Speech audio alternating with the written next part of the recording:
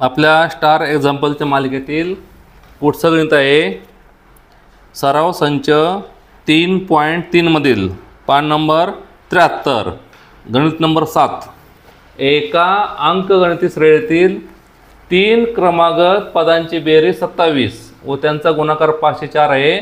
तर ती पदे शोधा। 3 क्रमागत पदे ए वजा डी ए अधिक डी माना। आता पहा इकडे, म्हणजे हे काय आहे तर एक अंकगणिती श्रेणी आहे आणि त्याच्यातील 3 पदे अशी आहेत की त्यांची बेरीज 27 येते व त्यांचाच गुणाकार केला तर 504 येतो। त्यांनी आपल्या 3 पदे हे माना सांगितलेले आहेत।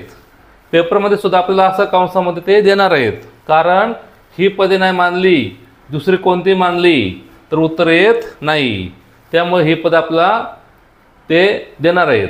पहा इकडे पहा ती 3 पदे कोणते मानायचे? ए वजा डी ए आणि ए अधिक डी मानू। पहा पहिले कोणती अट आहे? त्यांच्या पदांची बेरीज किती आहे? 27 आहे। म्हणून दिलेल्या अटीनुसार त्यांची किती बेरीज आहे? 27 आहे। मग कसं होणार? ए वजा डी अधिक ए अधिक डी 3 पदांची बेरीज किती आहे? 27 आहे। म्हणून डी ला डी निघून गेले, ए आणि ए 3 ए आले, 3 ए बरोबर 27। म्हणून ए ची किंमत काय आली? 3 9 27, ए ची किंमत 9 आली। एवढं संपलं का? नाही, आपलं काय करायचं आहे? ती 3 पदे शोधायच्यात। आत्ताशी आपली ए ची किंमत आली, आता आपल्याला डी ची किंमत काढायची आहे। त्यासाठी कोणता वापर करायचा? गुणाकार किती? 504 आहे। म्हणजे त्या 3 पदांचा गुणाकार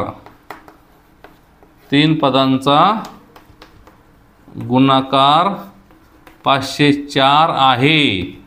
तिघांचा गुणाकार म्हणजे कोणाचा? तिघांचा, या तिघांचा गुणाकार म्हणजे ए वजा डी गुणिले ए अधिक डी या तिघांचा गुणाकार आहे 504। पण याच्यातील आपल्याला ए ची किंमत माहिती आहे 9 आहे, पण 9 भरायचं। मग 9 वजा डी हा 9 आहे बरं का, जी वाटन तुम्हाला 9 आहे। ए ची किंमत 9 भरली, 9 वजा डी गुणिले ए ची किंमत 9 गुणिले ए ची किंमत 9 अधिक डी बरोबर 504। आपण काय करू? हा 9 गुणिले ना तिकडे भागिले करू, हे दोघं जवळ घेऊ। 9 वजा डी 9 अधिक डी बरोबर 504 भागिले 9। म्हणून येथे पहा यांचा पण गुणाकार, यांचा गुणाकार आपण दोन्ही प्रकारे करू शकतो। एक म्हणजे कोणता? ए अधिक बी ए वजा बी या नियमाने डायरेक्ट उत्तर येणार ए वर्ग वजा बी वर्ग। किंवा आपण आपला गुणाकार करू, 9 ने 2 ला गुणायचं, डी ने पण 2 ला गुणायचं। तुम्हाला हा नियम लवकर आठवून किंवा न आठवेल, आपण असं करूया 9 9 81 अधिक 9 डी याने गुणलं वजा 9 डी वजा डीचा वर्ग। म्हणजे 9 ने 2 ला गुणायचं आणि डी ने पण 2 ला गुणायचं। 9 गुणिले 9 81, 9 गुणिले डी 9 डी वजा 9 डी आणि डीचा वर्ग आला, वेगवेगळ्या चिन्ह असल्यामुळे वजा आलं। 9 5 45, 5 उरले 9 7 54।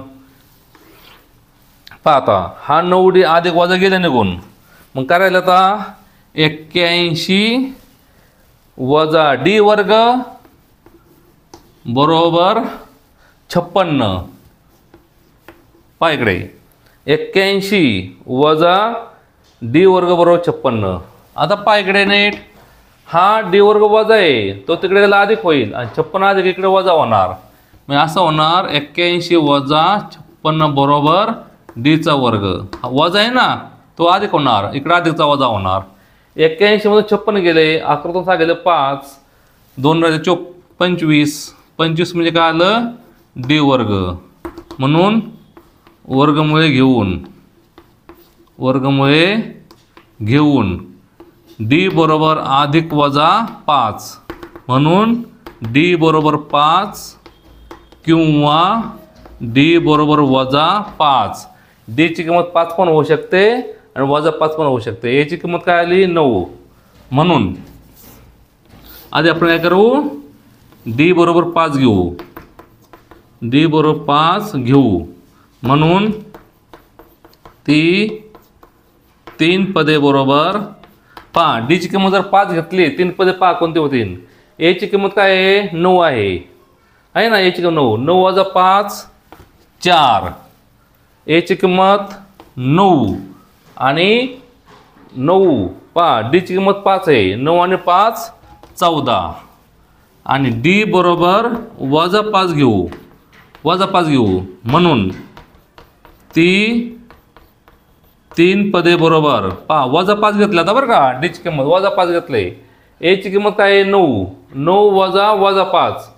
9 वजा वजा 5. 9 आणि 5 14 होणार. एची किंमत 30 राहणार. 9च राहणार.